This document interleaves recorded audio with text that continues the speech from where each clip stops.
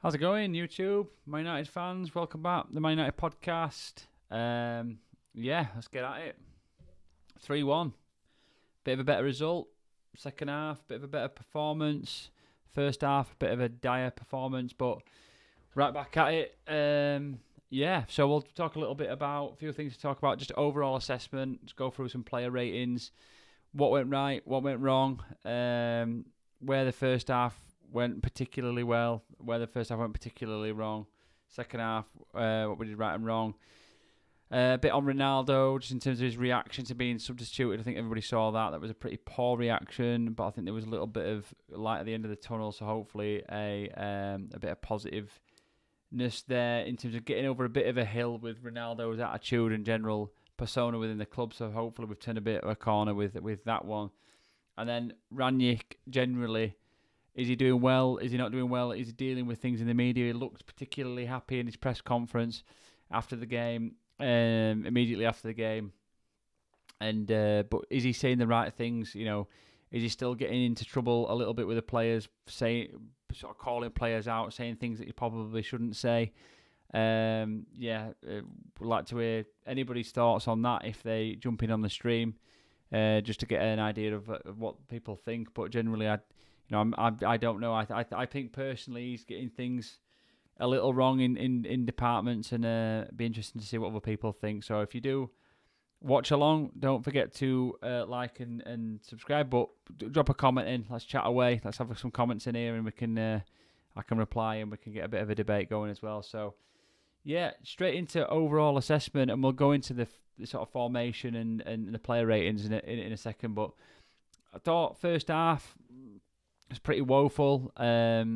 I thought we were pretty poor. We had spurts of showing signs of what we did against Villa in the first opening 30 minutes against Villa, and then it tailed off up and down. Brentford had numerous chances, and once again the general theme was that De Gea was the person that was keeping us in the game, which is great for De Gea, and it's great to see, but from a neutral perspective, but dreadful from a United perspective and a United fans' perspective. When the keeper's constantly making saves, it just gets embarrassing at times. And he's an unbelievable keeper, and he's having an unbelievable season from a shot-stopping point of view. But we just haven't been good enough. I think we've kept something like 5 clean sheets this season or something like that, something daft like that. It isn't good enough. And obviously De Gea was brilliant. But there's the holes that kept opening up in midfield. You know, Fred kept drawing himself to the ball, running to the man with the ball rather than sort of covering the space. You know, darting himself there, committing himself, jumping into challenges. We were getting, and the gaps were just appearing constantly. It was a theme against Newcastle when the Newcastle run right against us. Joe Linton and St. Maximum. Villa did it the other night, and it was again the same in the first half against Brentford. It wasn't great. You know, the second half and the results papering over some scary facts that United still aren't at it. But I did say that second half, I was watching it, I was sat there watching it, and I said this could be the half that turns United's season around and turns the attitudes around, and we went on and we got the results. So you never know. This could be the one thing that is a catalyst for good performances and United turning a bit of a corner. So the formation was strange. Fred and McTominay weren't necessarily sitting deep. I thought that was quite unusual to see. You know, countless times we saw Fred in an almost attacking midfield role, albeit, you know, I wish that he'd be giving that sort of level of confidence to a Van der Beek, really, and saying, right, Van der Beek, you know, I want you to play in a midfield three and bomb on and go and try and make things happen. But for some reason, he's giving that role to one of his least most technical players in Fred. But look, he got the assist for the first goal. Similar sort of cross for McTominay's goal against Villa, from sort of mid-deep, sort of more of a straight sort of ball over the top cross as opposed to a whipped wide cross. So he's got that in his locker as Fred, and it's he's got a couple of goals from it now, and he's on a few assists this season. So starting to get a few assists under his belt, but generally his overall play is just not good enough. And is it going to change? We've given him plenty of chance. I mean, I don't see how he gets more minutes than a Van der Beek, other than the fact that he's got plenty of energy and he runs up and down. But yeah, right. So in player performance, really, we'll jump straight onto that. So what I've done with this, really, we'll just jump onto player performance. I've just scored everybody. Really, so obviously, if you're looking at it thinking, well, those numbers aren't right. Well, they're just the performances out of 10. So generally, we're just looking at this, and I mean, my formation was pretty right. Actually, I had this pretty much the same formation, the same lineup. The only difference I didn't have, I'd Shaw and Wan-Bissaka on instead of Tellers and Dalot, and I had Maguire there, but Maguire wasn't fit for the game. He was benched, and then Dalot and Tellers were on. I think Wan-Bissaka had some illness, and I'm not sure the full reasoning on Shaw, but I thought Tellers had a good game. Dalot less so. Defensively was a bit better. But yeah, we'll run through the scores really. De Gea for me got an 8. I think, other than the fact, I mean, his shot stopping was incredible, kept us in the game, made some unbelievable saves in the first half. One downside to his game for me in De Gea was his aerial prowess. Balls into the box, corners in. He just looks 2 feet smaller than everybody else. No, he's not 2 feet smaller than everybody else, but he acts as if he kind of is. He's struggling to sort of get to balls. He's punching things away. He's really clambering and struggling to reach. And it's just like he doesn't have that kind of physical presence in the box just to come out and go barge everybody out of the way and sort of come out and grab it. And it gives us a bit of a weakness in there.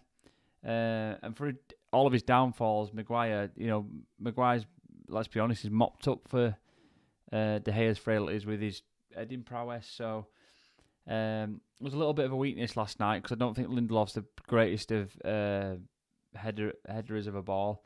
Don't think Varane is as well. They're a little bit 50 pence head.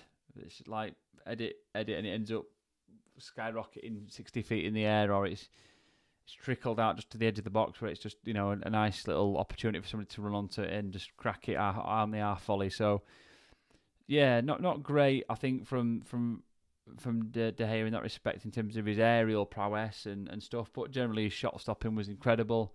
Again, Varane and Lindelof weren't convincing. Moments where they were great, moments where they were poor.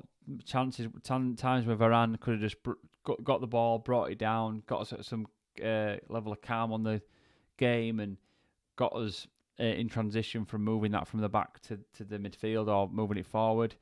And he was like first time passes out to the midfield and losing the ball, or playing headers and giving it back to Brentford. Not good enough, and it needed to. He needed to be a level of calm in that back four, and he wasn't.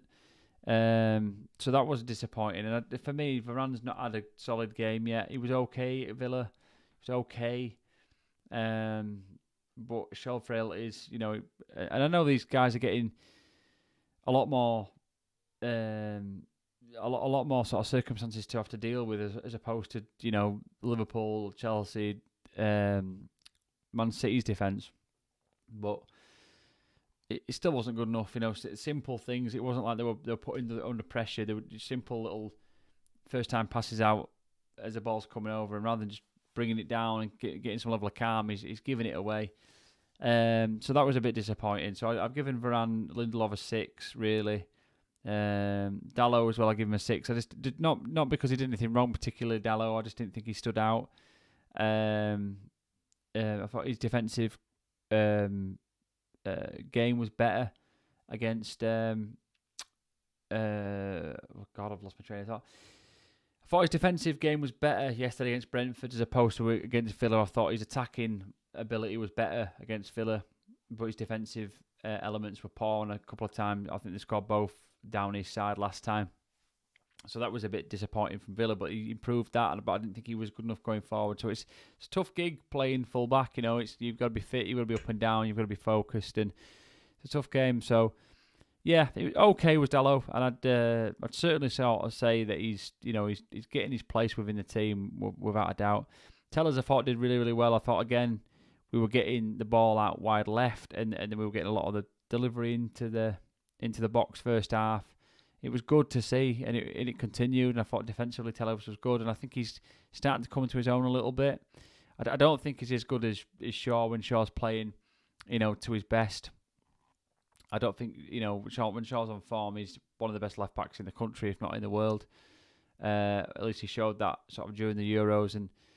But Tellers has been good. He's been consistent to a degree, and that's great. But second half, it petered out in the first a little bit, and then second half, it was up and down. But I thought overall he was good, and I gave him a 7. Fred, I've given a 7. Mainly because of his assist and his second half performance, but I thought first half he was woeful. He was probably the worst player on the pitch for us, giving the ball away, missing tackles, diving into challenges, sprinting into players and missing them, letting them go past him. Just awful, really poor positional sense, bunching up to McTominay like he was playing like it was school kids. Really poor first half, and second half turned it around. And as I said, I've only given him a 7 because of his assist, really. Otherwise, it would have been a 6. But I thought 7 was fair, considering his second half performance. McTominay had a good first half. Started to burst past players on a couple of occasions. Did it again well in the second half. Was strong in tackles, stronger than he's been previously. Not letting tackles go. Was working hard. A couple of times let players go, run past him, similar to Fred. We've still not got that kind of ironed out in our midfield. But I thought he was better, and he gave Bruno, give us another dimension in that midfield where somebody was going to bomb on beyond the halfway line and allow Bruno and Ronaldo and Alanga and Greenwood to make those runs, and that was good, resulting in one of the goals as he broke away. I think it was the third goal, Rashford's goal. So yeah, overall it was a good performance from McTominay. And for me, he was the man of the match. Other than De Gea's first half performance, I thought McTominay did really, really well, and he deserved the man of the match. When he plays like that, and we've seen him play like that before against Leeds, he did it against Man City last season. He's an unbelievable midfielder, but whether it's a system, I'm not sure. I mean, for me, and I said this in the build-up in the pre-match that I did for Brentford, that we seem to do better with a 4-3-3. It allows Bruno to do a little bit more. It gets McTominay forward. Basically, we sit in here. We sit in this midfield area, and it allows McTominay to go on beyond. It allows Bruno to push up, but McTominay to push on as well. But then obviously he's got to work hard and drop back. But essentially we're playing 3 in that midfield rather than playing this kind of 4-2-3-1 where it's like flat across the middle, and then a single striker up front. It allows Bruno to kind of get with Ronaldo. So I thought that was a lot better, and something I think he'll probably continue with. What I did speak about as well in a few weeks ago on one of my streams was that we need to get a little bit better with, or Rangnick does, with the consistency of his selection. So hopefully now we do see some consistency with this. I think this is it's not far off a similar sort of team that he played the other night, with, especially with Alanga and Bruno or Greenwood, McTominay. Maybe not so much. Obviously, Matic got dropped. Varane and Lindelof played together. Tellers and Dalot. It's not far off. It's not far off. I know there's debate there with Shaw. Shaw probably coming for Tellers. Would Wan-Bissaka coming for Dalot? I don't know. I think that's 50-50 up for debate at the minute. Greenwood's an awkward one. I don't think it's his best position. I think he should be playing straight down the middle. Obviously, Ronaldo's going to be playing. Bruno's going to be playing. Alanga, does he deserve a shout? I mean, I gave him a 7 yesterday. I thought his first half performance was good. Second half, he kept doing the right sort of things, what he's been asked to do. He kept doing his job. He kept trying hard, giving energy, giving his best, and he got his reward. So I gave him a 7. I thought he was solid. Is he the answer? Not now, no, but he's a good addition to that squad. FA Cup games coming up, Champions League games coming up. a really tough end to this Premier League season if we want top four, and he's a good addition to the squad. A free academy addition to the squad. So I give him a 7. I thought he was good. I thought he was good against Villa as well. So definitely got a good little future for with Elanga.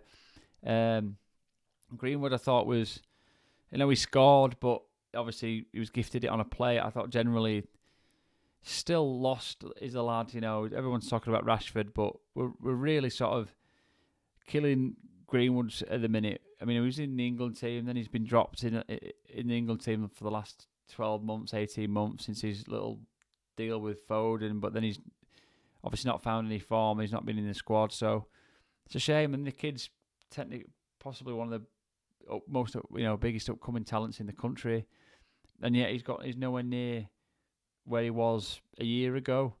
And mainly because, let's be honest, it's because Ronaldo's taken that spot. Because Green would be playing there week in, week out, or at least most weeks if Ronaldo wasn't there.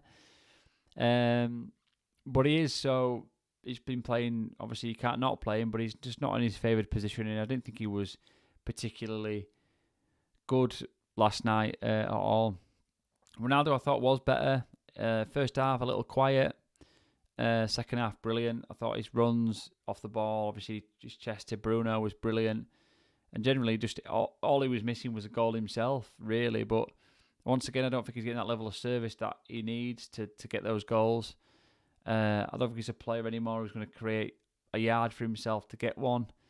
Out with nothing, really. It seems to be sort of drying up for him in that respect. And he doesn't like not scoring, does he? Let's be honest. It's been a few weeks now since he scored. What has it been since the Norwich game, since he last scored? So, yeah. And it affected him yesterday. I mean, I might as well just mention that now about him coming off at 70 minutes, 20 minutes to go. I mean, I thought he was a bit petulant, really. The guy's 37. He's been around the block. He's coming back to Man United. Yeah, we haven't been performing. He's got every right to win with his experience and his ability and what he's won in the game. Of course he has, but now he gets brought off. The manager made his decision off the back of losing a 2-0 lead only a few days ago against Villa. He wanted to tighten up at the back. He's made that decision. You stand by him. I mean, the guy, Ronaldo's had an hour and 10 minutes. He's done his job. He's been the result of probably a goal, definitely a goal, maybe two. So he's kind of got us the game. He's won us the game for sheer brilliance. Okay, he's not scored. That's disappointing. But you're 37, Ronaldo. You've scored 800 odd goals. You need to be part of the team. You need to be showing the people that are sat on the bench, like Donny, not getting any minutes, the best way to behave. Because just sitting there on the step, sort of kicking off is not the right way to go. And hopefully Rangnick got through to him. It seemed like they had a good conversation when in the dugout. I'll sort of go on to Rangnick and whether he's kind of dealing with things in the right way. But I just thought it was really poor from Ronaldo, really, and maybe just a little bit of he's obviously really competitive. He's he's a very competitive man. He wants to win. He wants to score. He wants to do his best. He wants to play every minute. The guy's 37. He's just come off the back of a hip flexor injury, which he sustained in the previous game and in training. It didn't really improve, and he had to go off. I think he had to leave training early leading up to the Saturday game, the Villa game on the Thursday, leading up to that last week. So a week ago, he's only been back really a week, less than a week. He's playing. To play him 90 minutes when you're 2-0 up would be a daft thing to do. You're playing again then 2 or 3 days later against West Ham. It's a big game. West Ham are comfortably sat above us. We need to claw some points back. They're a little bit off form. Ronaldo needs to be firing. He doesn't need to be getting injured. It was the right move to do, and Ronaldo needs to see that properly. And hopefully he did. Hopefully he took that and was like, that was a stupid thing to react that way, and he moves on. But yeah, a little disappointing, really. And I think it kind of shows a lot of what we all were thinking and expecting, that there's been a bit of Ronaldo pressure there with some of the other players in terms of the way that he acts. Has he been putting pressure on the other players with that? Has that come too much? Has there been a bit of animosity there between certain players with him, with Ronaldo. Has he been good for the camp? We all love him to bits. And I've got my picture on the wall over there on the side of him. He's a legend at the club. He's a legend in the game, but he has to sort of calm it down a little bit and turn it down a notch and be more helpful than a hindrance. And kicking off when the manager makes a very wise tactical decision is not the right way to go. So yeah, enough said about that. Hopefully they move on, and we need to move on as well. So yeah, that was the ratings, and I thought generally overall it was a decent performance. I think it was a result performance. It was a performance where we needed a good 3 points, a couple of goals for confidence, and we got it. Started playing well when we got the goals, and we started getting a bit confident. And I know the manager Frank, Brentford manager, came out and said they didn't deserve it. United only deserved a draw. Well, yeah, I don't disagree with him to some extent in the first half, but end of the day, the name of the game is you've got to score goals. You've got to put that ball behind that line in that net. So you can't, curse United for doing that 3 times and you're only doing it once. So there you go. Obviously we didn't play brilliantly, but it is what it is. We found a way, and it seemed like we turned a little bit of a corner. What Rangnick needs to do now for me is get a level of consistency. This formation here worked in patterns. And with McTominay pushing a bit further forward, only playing with one deep line in defensive midfielder, which we've been screaming about for ages.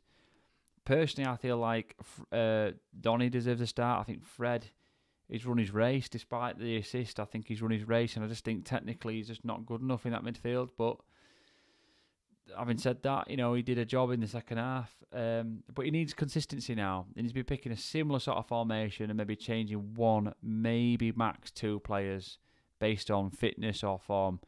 He needs to pick a very consistent formation so the players know every week this is what it's going to be, this is what it's going to be, this is what it's going to be. Not changing it again drastically on Saturday, but we wait and we see. So yeah. So that was a player ratings, and I think overall a fairly good outing. But yeah, big test against West Ham, big test, and we wouldn't have been saying that a few years ago, would we? But yeah, big test against West Ham. So we just we wait and see. But I'll do a look ahead pre-match for that game on not tomorrow. I might not get round to it actually because I've got my little lads playing football tomorrow, and we're going down to Wolverhampton, so I might not get a chance to do that tomorrow. So I might be straight into reactions after the game on Saturday. So we'll see. So anyway, if you do watch this back, then I appreciate it. It's been a short one tonight, only doing sort of 25 minutes. But yeah, appreciate it if you watch this back. If you do watch it, hit the like button, subscribe, comment, share, get it out there. If you comment, I'll comment back. So please comment, and I'll catch you in the next one, guys. So appreciate it. See you soon.